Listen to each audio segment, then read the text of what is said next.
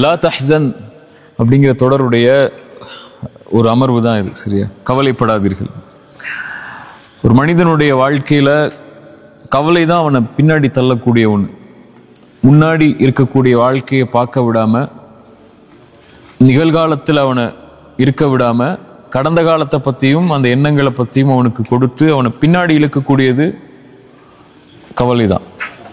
ரசூலுல்லாஹி ஸல்லல்லாஹு அலைஹி வஸல்லமுடைய ஹதீஸ்கள் அடிப்படையில் இமாம்கள் விளக்கம் சொல்லும்போது, கவலை ஷைத்தானுடைய ஒரு பெரிய ஆயுதம்.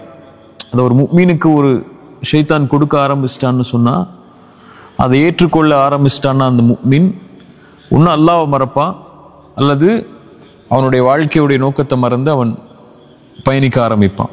அதனால தான் அல்லாஹ் ரப்புல் ஆலமீன் அலா இன்ன அவுலியா அல்லாஹ் லா ஹவுஃபுன் அலைஹிம் வலா ஹும் யஹ்ஸனூன், இறை நம்பிக்கை கொண்டவர்கள் எதற்கும் பயப்பட மாட்டார்கள், வலா யஹ்ஸனூன், கவலை கொள்ள மாட்டார்கள். முஃமினானவன் கவலை என்பது அவனுடைய வாழ்க்கையில் வராத அளவுக்கு என்னென்ன செய்யணுமோ அதை எடுத்துக்கொண்டே இருப்பான். அது வராமல் இருக்காது. இயற்கையான ஒரு மனிதனுக்கு கவலைகளும் சோகமான நிகழ்வுகளும், அவன் தன்னை தனிமைப்படுத்தக்கூடிய நிகழ்வுகளோ அல்லது தன்னை தாழ்த்தி இருக்கக்கூடிய நிகழ்வுகளோ நடக்கும். ஒரு நாள் எல்லாருடைய வாழ்க்கையுமே இருட்டாகும். ஒரு நாள் எல்லாருமே கைவிடப்பட்டதா உணர்வோம். எதுக்கு இந்த வாழ்க்கைங்கிற ஒரு விரக்தி எல்லாருடைய வாழ்க்கையிலும் ஏதாவது ஒரு நாள்ல ஏற்படும். அது ஷைத்தான்ட்ட இருந்து வரும், அல்லது அவனுடைய செயல்களுடைய காரணமாக கூட வரும். அந்த நேரத்தில் ஒரு முஃமின் எப்படி நடந்து கொள்ளும் தான் இறைமார்க்கம் நமக்கு அறிவுரை சொல்லி கொண்டே இருக்கும். அப்படி ஒரு விஷயம்தான் ஒரு முஃமினுடைய வாழ்க்கையில கவலை அடையக்கூடிய செயல் அவனுக்கு ஏற்படுத்தக்கூடியதுல அவதூறுகள். ஒரு மனிதன் தான் செய்த குற்றத்தை பற்றியோ அல்லது செய்யாத குற்றத்தை பற்றியோ பிற மனிதர்கள் பேசும்போதோ அல்லது செய்யாத குற்றத்தை அவன் மீது அவதூறா சொல்லும் போதோ ஒரு மனிதன் கவலை அடைந்து தன்னை இறுக்கிக் கொள்கிறான். சரியா? அல்லாஹ் ரப்புல் ஆலமீன் குர்ஆன்ல குறைஷிகள் காஃபிர்கள் ரசூலுல்லாஹி ஸல்லல்லாஹு அலைஹி வஸல்லம் அவதூறு சொல்லும் போது அவர்கள் கவலை அடைந்தாங்க. ஃபலா யஹ்ஸுனுக கௌலுஹும், அல்லாஹ்வுடைய தூதருக்கு சொன்னா, அவர்களுடைய வார்த்தைகள் நபியை உங்களுக்கு கவலை அடைய செய்ய வேணாம். நான் அறிந்தவன் வெளிப்படையானவை, மறைமுகமானவை என்னன்னு சொல்லி நீங்க அதை குறித்து கவலை அடையாதீர்கள் சொல்லி அல்லாஹ் ரப்புல் ஆலமீன் அல்லாஹ்வுடைய தூதருக்கே அறிவுரை சொல்லும் போது, மனிதர்களாகிய நாம் அல்லது சாதாரண மனிதர்களாகிய நமக்கும் இது மாதிரி நிகழ்வுகள் நம்முடைய வாழ்க்கையில நடக்கும். சரியா? அந்த நேரத்துல எப்படி நடந்து கொள்ளணுங்கிற விஷயத்தை குறித்து தான் இந்த சின்ன கொஞ்ச நேரம் தான். ரசூலுல்லாஹி ஸல்லல்லாஹு அலைஹி வஸல்லம் சொன்னாங்க, மனிதர்களில் சிறந்தவன் அல்லது முஃமின்களில் சிறந்தவர் யாருன்னா, மனிதர்களோட கலக்காம எந்த சோதனைகளுமே அனுபவிக்காம இருக்கிறவரை விட மனிதர்களோட கலந்து மனிதனோட இயல்பான சுபாவங்கள் எல்லாவற்றையும் அறிந்து கொண்டு தெரிந்து கொண்டு அவர்களோடு சேர்ந்து வாழ்ந்து கொண்டு அதில் அல்லாஹ்வை பயந்து அதில் வரக்கூடிய சோதனைகளை பொறுமையோடு சகித்துக் கொள்பவர் தான் ஒரு சிறந்த முஃமின் ஸல்லல்லாஹு அலைஹி வஸல்லம் சொன்னாங்க. எனக்கு எதுவுமே அவதூறு வரக்கூடாது, என்ன மக்கள் யாருமே தப்பா பேசக்கூடாது, மக்கள் என்கிட்ட எல்லாருமே நல்லதா மட்டும் தான் நடக்கணும், நல்ல விஷயங்கள் மட்டும் தான் என் காதுல விழணும், நான் யாரோடையுமே கலக்க மாட்டேன், அதனால எதுவுமே எனக்கு தேவையில்லைன்னு சொல்லி ஓரத்துல ஒதுங்கி உட்கார்றதை விட இயல்பான மனிதனுடைய சுபாவங்கள் கொடூரமான சுபாவங்கள் இருக்கும். எந்த ஒரு மனிதனும், பெரும்பான்மையான மனிதர்கள் நல்லவை விரும்ப மாட்டாங்க. இன்னொரு மனிதரை பற்றி நல்லதை பேசுறதை விரும்ப மாட்டாங்க. இன்னொரு மனிதர் உயர்றதை விரும்ப மாட்டாங்க. இன்னொரு மனிதர் கண்ணியமா இருக்கிறத விரும்ப மாட்டாங்க. அல்லது அவருக்கு இல்லாத ஒன்று அவருக்கு இருக்கும்போது அவர் மேல அவர் பொறாமை கொள்வார், வெறுப்பு கொள்வார். இது மாதிரி பல சுபாவங்கள் மனிதர்களுக்கு இருக்கு. இந்த மனிதர்களோடு வாழ்ந்து கொண்டு அவர்களிடமிருந்து வரக்கூடிய சோதனையை அல்லாஹ்விற்காக யார் பொறுத்து கொண்டிருப்பாரோ அவர்தான் சிறந்த முஃமின் ரசூலுல்லாஹி ஸல்லல்லாஹு அலைஹி வஸல்லம் நமக்கு எடுத்து சொன்னாங்க. ரசூலுல்லாஹி ஸல்லல்லாஹு அலைஹி வஸல்லமுடைய தோழர் அபூ தர்தா ரலியல்லாஹு அன்ஹு அவர்களிடத்துல ஒரு மனிதர் சொல்றாரு, அபூ தர்தா, நான் மனிதர்களோடு இருக்கிற சில நேரம் முள்ளா இருக்கு, முள்ளில்லாத பூக்களை போன்று என்னுடைய வாழ்க்கை இருக்கு. அவர்களோடு இருக்கும்போது சில நேரம் முள் மட்டும்தான் இருக்கு, பூவே இல்லை. என்ன சொல்ல வர்றாங்க? சில நேரம் நல்லா இருக்கு மனிதர்களோட வாழும்போது, சில நேரம் ஏண்டா வாழ்றோம்னு தோணுது. மேலும் சொன்னாங்க, அவர்களிடத்தில் நல்ல முறையில் நடந்து கொண்டால் நல்லா நடந்துக்கிறாங்க, நடக்கலன்னு சொன்னா அவ்வளவுதான், நீ இல்லாமே ஆகிறன்னு கூட நினைக்கிறாங்க. நல்லா நடந்தா நடப்பேன், நல்லா நடக்கலையா அவ்வளவுதான், இருக்கக்கூடாது அப்படிங்கிற சுபாவங்களை கூட மனிதர்களிடத்துல நான் பார்க்கிறேன். என்ன சொல்ல வர்றாங்க? மனிதர்கள் என் மேல கற்களையும் முற்களையும் கொண்டு நான் தாக்கிக்கிட்டே இருக்கிறாங்க, எப்படி நடந்து கொள்ளணும்னு கேட்கிறாங்க. அபூ தர்தா சொன்னாங்க, அவர்களிடத்தில் உன்னுடைய மானத்தை கடன் கொடுத்து விடு, அது உனக்கு வறுமையின் நாளில் உதவி செய்யும். நான் புரியுதா? தமிழ் சுத்த தமிழா இருக்கு, நிறைய பேர் புரியாது. அதாவது உன்னுடைய மானத்தை அவர்களிடத்துல கொடுத்துரு, அவங்க பேசட்டும். உன்னை பத்தி என்ன வேணாலும் அவங்க பேசட்டும், உன்னை பத்தி என்ன வேணாலும் அவங்க சொல்லட்டும், அதை விட்டுரு. ஆனால் வறுமைன்னு ஒரு நாள் வரும், அந்த நாள்ல உனக்கு அது உதவி செய்யும். ரசூலுல்லாஹி ஸல்லல்லாஹு அலைஹி வஸல்லம் ஹதீஸ் அடிப்படையில் அவங்க சொன்னாங்க. இதே அபூ தர்தா தான் இன்னொன்று சொன்னாங்க, மானம் என்பது அல்லாஹ்வுக்கு சம்பந்தப்பட்டது. ஒருவனை கண்ணியப்படுத்துறது யார்? நம்முடைய நம்பிக்கைப்படி அல்லாஹ். ஒருவனை இழிவுபடுத்துறது யார்? அல்லாஹ். அல்லாஹ்விடத்தில் ஒப்படைச்சது. உன்னை குறித்து ஒரு மனிதன் தவறாக பேசும்போதோ, உன்னை குறித்து ஒரு மனிதன் தீயதாக பேசும்போதோ, அல்லது உன்னோட ஒரு மனிதன் சண்டை போடும் போதோ, அல்லாஹ்விடத்தில் அதை ஒப்படைச்சது.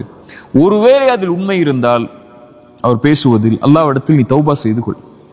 தௌபா செய்து கொண்டு நீ பாவ மன்னிப்பு கேட்டதற்கு பிறகும் உன்னை பற்றி மனிதர்கள் தவறாக பேசினால் அது அல்லாஹ்விடம் இருந்து வரக்கூடிய சோதனை, அதில் பொறுமையாக இருந்தான். சுப்ஹானல்லாஹ், எவ்வளவு பெரிய அறிவுரை பாரு.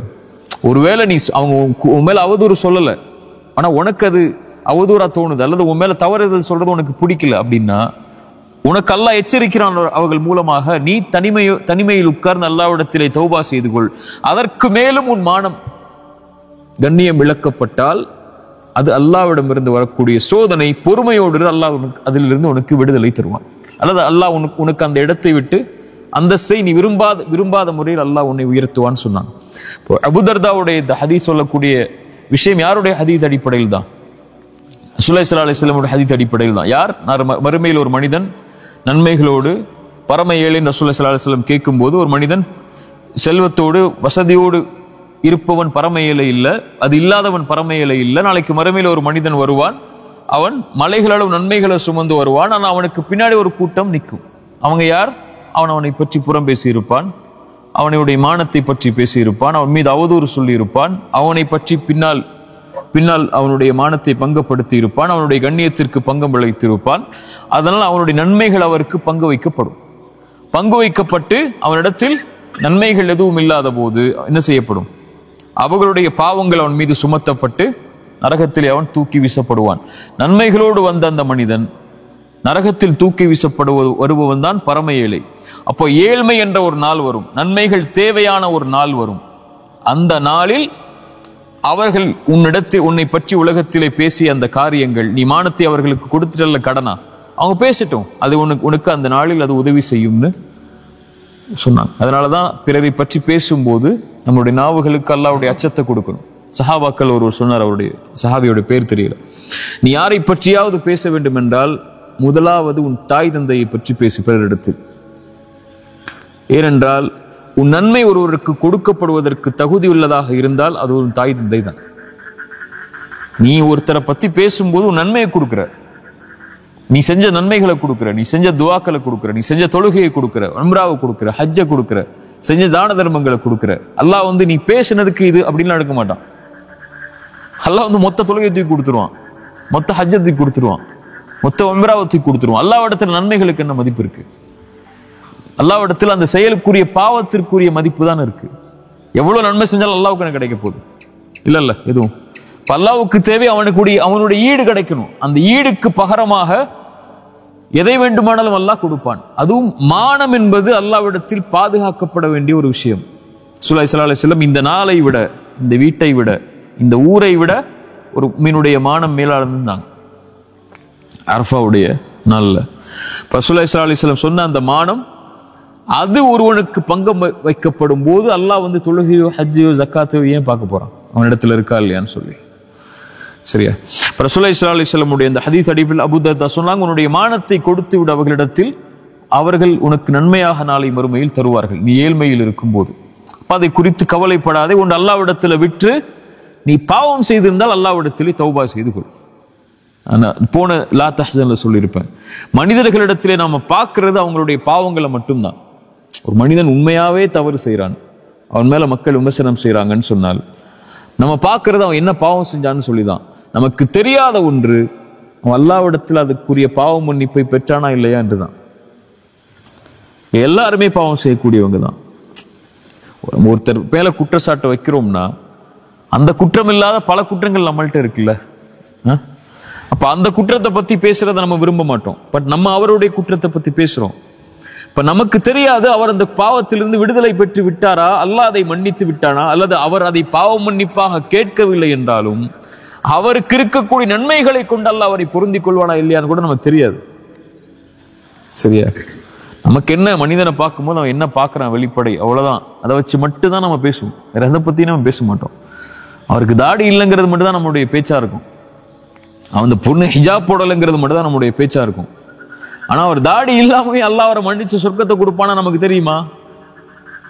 தெரியாது. நம்ம அதை குறித்து மட்டும்தான் பேசுவோம்.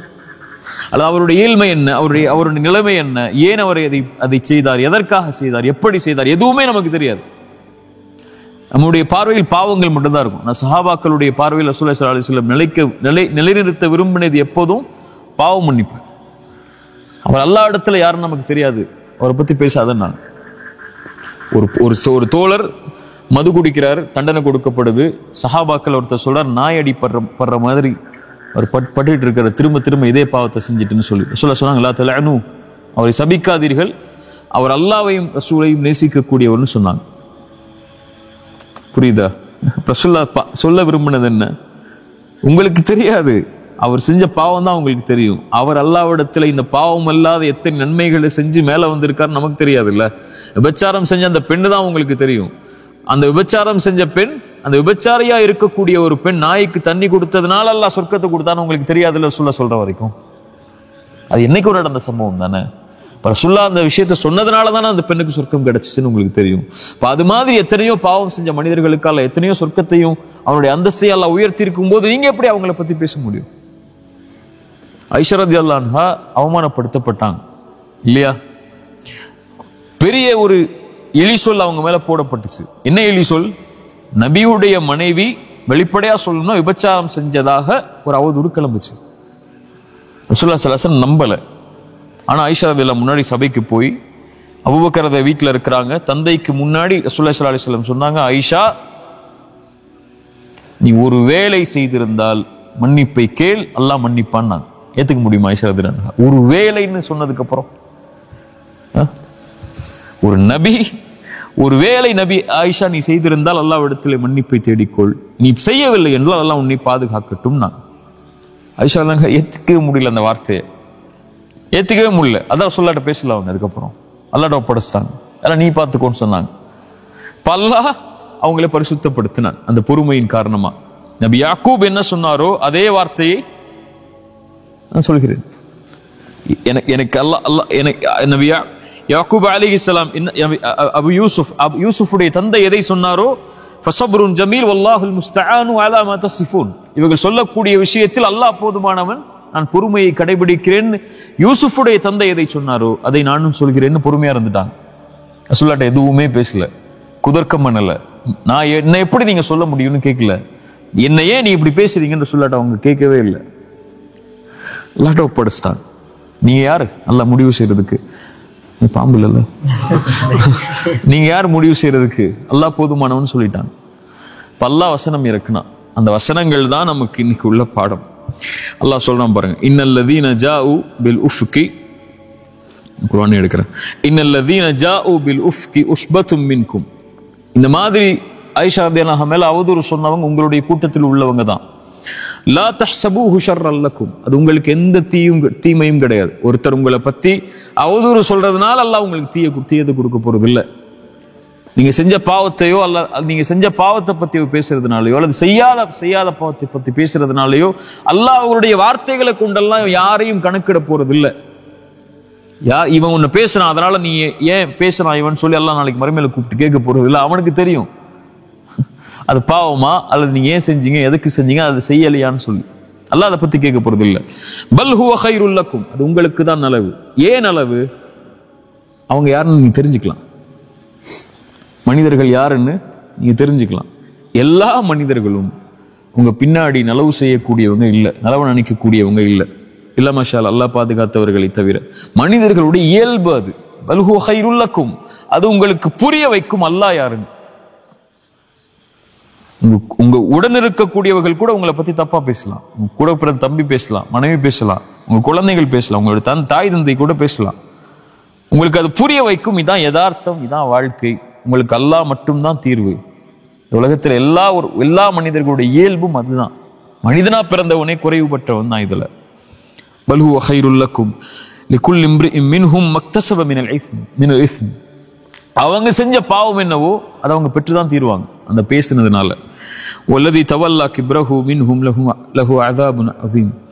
யார் இதில் பெரும்பான்மையாக பங்கு கொண்டாரோ அந்த விஷயத்துல, ஐஷாவோட கூடிய விஷயத்துல, அல்லாஹ் அவர்களுக்கு மகத்தான தண்டனையை கொடுப்பான். லவ்லா இது சமிஅதுமூஹு ظنல் முஃமினூன வல் முஃமினாத்து பிஅன்ஃபுஸிஹிம் கைரன். இதுக்கெல்லாம் தஃப்சீர் சொல்றதுக்கெல்லாம் எப்படி இந்த நேரம் பத்தும் தெரியல. ஒரு முஃமினான ஆண் மேல, முஃமினான ஒரு பெண் மேல இப்படி சொல்லப்படும் போது, அல்லது முஃமினானவர்கள் மேல சொல்லப்படும் போது, முஃமினாக இருக்கக்கூடிய ஆண்களும் பெண்களும் தங்களுக்கு நலவை அவர்கள் விரும்பி இருக்க வேண்டுமே அல்லாஹ் சொல்றான். என்ன சொல்லியிருக்கணும்? ஆயிஷா ரலியல்லாஹு அன்ஹாக்கு தான் நீங்க நலவை விரும்பி இருக்கணும் அல்லாஹ் சொல்லியிருக்கணும். பிஅன்ஃபுஸிஹிம் கைரன், தங்களுக்கு அவர்கள் நலவை விரும்பி இருக்க வேண்டுமே என்று அல்லாஹ் ஏன் சொல்றான்? ஒரு முஃமின் தன்னை பற்றி பிறர் பேசுவதை விரும்பாத போது அதேதான் அவன் பிறருக்கும் விரும்புவான்.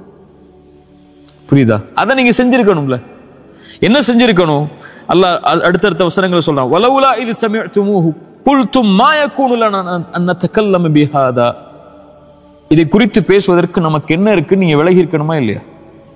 அவர் செஞ்ச பாவம் அல்லாஹ் இடத்துல, அல்லாஹ் அவரை பரிசுத்தப்படுத்தும் ரசூலுல்லாஹ் சொன்னதுக்கு அப்புறம் நம்ம எப்படி இதுல கலந்து கொள்ள முடியும்? நீங்க விலகி இருக்கணுமா இல்லையா? இத்தலக்கௌனஹு பிஅல்சினதிக்கும் வதகூலூன பிஅஃவாஹிக்கும் அஃவாஹிக்கும் மா லைஸ லக்கும் பிஹி இல்முன் வதஹ்சபூனஹு ஹய்யினன் வஹுவ இன்தல்லாஹி அஸீம். நாவுகள் வெளிதா உங்களுக்கு அதை பேசுது. ஒருத்தரை பத்தி பேசும்போது உங்களுடைய வாய்கள் வெளிப்படையாத சொல்ல ஆரம்பிக்குது. அதுக்குரிய எந்த அறிவும் இல்லாம, எந்த ஞானமும் இல்லாம, தஹ்சபூனஹு ஹய்யினன், ரொம்ப லேசா எடுத்துக்கிட்டீங்களா ஒருவரை பத்தி பேசுறத? வஹுவ இன்தல்லாஹி அஸீம், அல்லாஹ்விடத்தில் அது மகத்தானது. நான் எப்போ சொல்றதா, ஒருவர் செய்த பாவம் மன்னிப்புடைய அங்கீகாரம் அல்லாஹ்விடத்தில் கிடைச்சதுக்கு அப்புறம் அந்த பாவத்துக்காக அவர் யாராகுவார்? அல்லாஹ்விடத்தில் அங்கீகரிக்கப்பட்ட நேசராகுவார். பாவத்திலிருந்து விலகி அல்லாஹ்விடத்தில் தானே ஒப்படைச்சவர் யாராகுவார்? அவருடைய பாவம் மன்னிப்பு அவருக்கு கிடைக்குதா இல்லைன்னு நமக்கு தெரியாது. ஆனா அவர் அதுல இருந்து விலகிறதுடைய காட்சிகள் நமக்கு தெரியும். அப்படி இருந்த பிறகும் நீங்கள் அவர்களை பற்றி பேசினால், மன் ஆதாலி வலியன் ஃபகத் ஆதன்துஹு பில் ஹர்ப், அல்லாஹ்வுடைய நேசருக்கு நோவினை செய்பவர் யாரோடு போர் செய்வார்? அல்லாஹ்வோடு. வதஹ்சபூனஹு ஹய்யினன், இறைநம்பிக்கை கொண்ட ஒரு முஃமினை பற்றி நீங்க பேசுறத சாதாரணமா எண்ணிக்கிட்டீங்களா? இல்ல. வஹுவ இன்தல்லாஹி அஸீம், அல்லாஹ்விடத்தில் அது மகத்தான காரியம். யஇதுகுமுல்லாஹ் அன் தஊது லிமிஸ்லிஹி அபதன் இன் குன்தும் முஃமினீன். அல்லாஹ் உங்களுக்கு எச்சரிக்கை செய்கிறான், நீங்கள் உண்மையாகவே முஃமின்களாக இருந்தால் இது போன்ற விஷயத்தில் ஒருபோதும் நெருங்காதீர்கள். ஒருபோதும், அபதன், ஒருபோதும் போயிடாதீங்கிறான். இதோ இட்டு அடுத்து பார்த்துக்கோங்கன்னு சொல்லு. அபதன், ஒருபோதும் இந்த காரியத்தில் ஈடுபடாதீங்க. எப்படி நீங்கள் உங்களுக்கு நலவை விரும்புவீர்களோ அது போல முஃமின்களுக்கும் நலவை விரும்புங்க. நீங்க ஒரு பாவம் செய்றீங்க, வேற ஏதோ ஒரு பாவம் செய்றீங்க, அந்த பாவம் யாருடைய பார்வையிலும் படாத போது அதை உங்களுடைய மானம் காக்கப்பட வேண்டும் நீங்க விரும்புனீங்கன்னா, இன்னொருவருடைய மானத்தையும் அப்படி விரும்புங்க. நீங்க செஞ்ச பாவத்தை விட அது கொடிய பாவமா, சின்ன பாவமா, பெரிய பாவமா நீங்க முடிவு செய்ய முடியாது. இந்த பாவம் அல்லாஹ்வுக்கு செய்யப்படுறது. அல்லாஹ் ரப்புல் ஆலமீன் இதைத்தான் நமக்கு குர்ஆன்ல அறிவுரையா நமக்கு கொண்டு வரான். சரியா? அதனால இத மாதிரி காரியங்களை ஒரு முஃமின் கேட்கும்போது அவன் செய்யாத குற்றத்தை பற்றியோ அல்லது அவன் பாவ மன்னிப்பு கேட்ட ஒரு குற்றத்தை பற்றியோ மனிதர்களுடைய உள்ளத்தை நோவினை செய்யும் போது, உடைக்கும் போது அல்லாஹ்வுடைய வார்த்தை தான் அவனை சாந்திப்படுத்தும். அல்லாஹ் ரப்புல் ஆலமீன் நபிக்கு சொன்னதான், وَلَقَدْ نَعْلَمُ أَنَّكَ يَضِيقُ صَدْرُكَ بِمَا يَقُولُونَ فَسَبِّحْ بِحَمْدِ رَبِّكَ وَكُن مِّنَ السَّاجِدِينَ. நபியே, இவங்களுடைய வார்த்தையால் உங்களுடைய உள்ளம் நெருக்கமாவதை நான் அறிகிறேன். அல்லாஹ்விடத்துல சுஜூதுல விழுந்துருங்க, அல்லாஹ்வை புகழ்ந்துருங்க. வஅ்புத் ரப்பக ஹத்தா யஅதியகல் யகீன், அல்லாஹ்வை தொடர்ச்சியா வணங்கிட்டே இருங்க மரணம் வரைக்கும். ஒரு தவறு செய்றீங்க, தவறுலேருந்து திருந்துட்டீங்க, மக்கள் அதை பற்றி பேசுகிறாங்க, அதோட உங்கள் வாழ்க்கை முடிய போகிறது இல்லை. அந்த தவறோட வஅ்புத் ரப்பக ஹத்தா யஅ்தியக்கல் யகீன், அடுத்த மூச்சு இருக்குன்னா அதுலேருந்து விலகி நீங்கள் போகிறதுக்கு உங்களை அவகாசம் அல்லாஹ் கொடுத்துருக்கான். மனிதர்கள் கொடுக்குறாங்களோ இல்லையோ, இவங்க இன்னைக்கு உங்களோட இருப்பாங்க, நாளைக்கு உங்களோட இருக்க போகிறது இல்லை. இந்த மனிதர்கள் நீங்கள் மௌத்தாகிற வரைக்கும் தான் உங்களுக்கு நீ மௌத்தாயிட்டீங்கன்னா ஒரு 3 நாளில் மறந்துட்டு அவன் வேலையை பார்க்க ஆரம்பிச்சிருவான். சரியா? உங்கள் மனைவி எல்லாம், உங்களுடைய குழந்தை எல்லாம், உங்களுடைய பெற்றோர் எல்லாம் யாராக இருந்தாலும் ஒரு 10 நாள் உங்களை ஞாபகப்படுத்துவாங்களா, அல்லது என்னைக்காவது உங்கள் பிறந்த நாள் வரும்போதோ, உங்கள் ட்ரெஸ்ஸை பார்க்கும்போதோ, அல்லது உங்களுடைய இதை பார்க்கும்போது ஞாபகம் வரும். ஒரு 30 வருஷம் போயிருச்சுன்னா அவ்வளோதான். நான் சொல்கிற மாதிரி தான். ஒரு 100 வருஷம் போயிருச்சுன்னா நீங்கள் வாழ்ந்த அடையாளமே இருக்காது. 200 வருஷம் போயிடுச்சுன்னா நீங்கள் யாருன்னே இந்த உலகத்துக்கு தெரியாது. போன 100 வருஷத்துக்கு முன்னாடி எத்தனை பேர் பாவம் செஞ்சாங்க நமக்கு தெரியுமா? யார் யார் பாவம் செஞ்சா? நம்ம குடும்பத்தில் எத்தனை பேர் பாவம் செஞ்சிருப்பாங்க ஏதாவது தெரியுமா? நமக்கு நம்மளோட முன்னோர்கள் எவ்வளோ பாவம் செஞ்சிருப்பாங்க தெரியுமா? யார் அதை பற்றி எதுவுமே தெரியாது. 100 வருஷத்துக்கு அப்புறம் நம்மளை பற்றி பேசவே மாட்டாங்க. இங்கே 5 நிமிஷத்துக்கு அப்புறமே நம்மளை பற்றி பேச மாட்டாங்க. அவ்வளோ பிரச்சனை இருக்கு ஒவ்வொருத்தருக்கும். அதனால் நீங்கள் மற்றவர்கள் பேசுவதை குறித்து உங்களுடைய உள்ளத்தை நெருக்காதீங்க. அல்லாஹ்விட்ட ஒப்படைச்சிருங்க, அமைதியா இருந்துருங்க. அல்லாஹ் உங்களை பாதுகாத்து கொண்டே இருப்பான் அவனிடத்தில் நீங்க போயிட்டீங்கன்னா. சரியா? இது மாதிரி காலம் உலகத்துல எல்லாருக்கும் வரும். அந்த இருள் வாழ்க்கையில் என்னைக்காவது ஒரு நாள் சூழும். இந்த உலகம் நமக்கு புரிய ஆரம்பிக்கும், மனிதர்கள் புரிய ஆரம்பிப்பாங்க, மனிதர்களுடைய நடவடிக்கைகள் புரிய ஆரம்பிக்கும், மனிதர்களுடைய உண்மை முகங்கள் புரிய ஆரம்பிக்கும். மனிதன் பின்னாடி எப்படி நடந்துப்பான், முன்னாடி எப்படி நடந்துப்பான், அவனுடைய வார்த்தைகள் எப்படி இருக்கும், முன்னாடி பின்னாடி எப்படி இருக்கும், உங்கள் நலவை விரும்புவானா இல்லையா, உங்க கண்ணியத்தை மனிதர்கள் பாதுகாப்பார்களா இல்லையா, இப்படி எல்லாமே உங்களுக்கு ஒரு நாள் புரிய வரும். இப்ப எல்லாமே கைவிடப்பட்டுட்டோங்கிற நிலைமைக்கு நீங்க யோசிக்க ஆரம்பிப்பீங்க. இப்படித்தான் இந்த வாழ்க்கை இருக்குமா, எதுக்கு இந்த வாழ்க்கை, எதுக்கு இந்த மனிதர்களுக்காக, இந்த மனிதர்களோட நான் வாழணுங்கிற ஒரு எண்ணம் கூட உங்களுக்கு ஏற்படும்.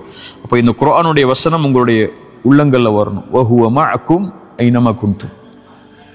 எங்க நீங்க இருந்தாலும், எந்த சூழ்நிலையில இருந்தாலும், எந்த மனிதர்கள் உங்களை கைவிட்டாலும், இந்த உலகமே உங்களை அங்கீகரிக்கவில்லை என்றாலும், அல்லாஹ் உங்களோடு தான், உங்களுடைய நிலைக்காகத்தான் அல்லாஹ் உங்களோட இருப்பான். வஹுவ மஅக்கும் ஐனமா குன்தும். எங்க இருந்தாலும், எந்த சூழ்நிலையில் இருந்தாலும் அல்லாஹ் வந்துரு யா அல்லாஹ்னு கேட்டா போதும். யா அல்லாஹ் நான் இயலாதவன், என்னிடத்துல வந்துரு, உன்னிடத்துல வர ஆசைப்படுறேன் அப்படின்னு நீங்க சொல்லிட்டா போதும். என்னை தனிமையில் நினைவு கூர்ந்தால் அவர்களை நானும் தனிமையில் நினைவு கூறுகிறேன். அவ்வளவுதான். ரப்பே நான் உன்னை அழைக்கிற யா அல்லாஹ், உன்னிடத்துல வர்ற யா அல்லாஹ்னு சொல்லிட்டா போதும். நீங்க சொல்ல வேணாம், மனசில் நினைச்சா போதும், அல்லாஹ் உங்களை நினைவு கூர்ந்து விடுவான். அவ்வளவுதான். நீங்கள் ஒரு கூட்டத்தில் நினைவு கூர்ந்தால், நீங்கள் உங்களை விட கண்ணியமான ஒரு கூட்டத்தில் அல்லாஹ் உங்களை நினைவு கூறுவான். நீங்கள் நடந்து வந்தால் அல்லாஹ் விரைவாக உங்களை நோக்கி வருவான். அவ்வளவுதான். அல்லாஹ் நம்மளை அங்கீகரிச்சா போதும். இந்த உலகத்துல யாருடைய அங்கீகாரமும் நிரந்தரம் அல்ல. இன்னைக்கு புகழக்கூடிய மனிதர்கள் நாளைக்கு இகழ்வாங்க, இன்னைக்கு இகழக்கூடிய மனிதர்கள் நாளைக்கு புகழ்வாங்க. இன்னைக்கு கெட்டவன் சொல்ற மனிதன் நாளைக்கு நல்லவன் சொல்லுவான், நாளைக்கு நல்லவன் சொல்லக்கூடிய மனிதன் அடுத்த நாள் கெட்டவன் சொல்லுவான். இதுக்கு பின்னாடியே நீங்க போய்கிட்டே இருந்தீங்கன்னா கடைசி வரைக்கும் வாழ்க்கை இவங்க பின்னாடி தான் இருக்கும். என்ன அல்லாஹ் அங்கீகரிச்சா போதும், அவனுடைய அங்கீகாரம் எனக்கு இருந்தால் போதும்னு என்னைக்கு நீங்க முடிவெடுக்கிறீங்களோ அன்னைக்குதான் வாழவே ஆரம்பிப்பீங்க. அது வரைக்கும் மனிதர்களுக்காகத்தான் வாழ முடியும். அங்கீகாரம் அல்லாட்ட தான், அவன்கிட்ட தான் என்னுடைய வாழ்க்கைன்னு முடிவெடுத்து இதெல்லாம் தூக்கி எறிஞ்சிட்டு, ரப்பே நீ அங்கீகரிச்சுக்கோ, நான் தப்பு செஞ்சா உங்ககிட்ட வர்றேன், நீ மன்னிச்சிரு. அல்லது மனிதர்களுக்கு நான் தப்பு செஞ்சா நான் அவன்கிட்ட போய் மன்னிப்பு கேட்கிறேன், மன்னிச்சிடுறான்னு சொல்றேன். அவ்வளவுதான் முடியும் என்னால. அவன் கல்பை தெரிஞ்சு என்னை மன்னிக்க வைக்க முடியாது. எல்லாம் நான் கேட்டேன், எல்லாம் மன்னிப்பு, மனம் திருந்தி அவரிடத்துல மன்னிப்பு கேட்டேன், அவருக்கு நான் அநீதம் செய்திருந்தால், அல்லது நான் உங்ககிட்ட செஞ்சிருந்தால் நான் உன்கிட்ட மன்னிப்பு கேட்கிறேன், என்னை ஏற்றுக்கொள் எல்லாம் தான் சொல்றேன். நீங்க சொன்னா போதும். அல்லாஹ்வுடைய அங்கீகாரத்தை மட்டும் விரும்பி வாழ்க்கையில பயணித்தாலே லா தஹ்சன்.